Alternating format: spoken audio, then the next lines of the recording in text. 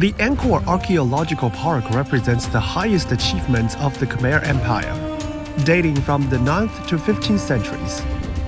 But due to heavy rains, looting, and lack of protection for centuries, most Angkor temples were seriously damaged.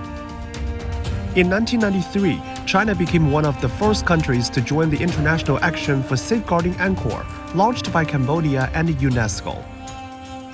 The work officially started from Chausa Tavoda back in 1998 by a joint team called the China-Cambodia Government Team for Safeguarding Angkor, or CCSA.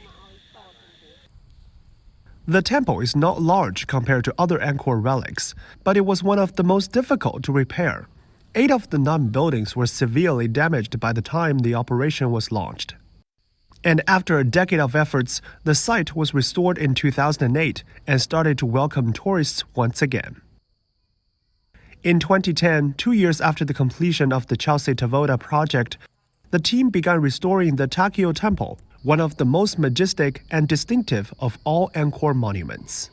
With the successful restoration of the 2 projects, the Cambodian government officially handed over the ruined royal palace, the most central part of Angkor Thom, to the Chinese team in 2018.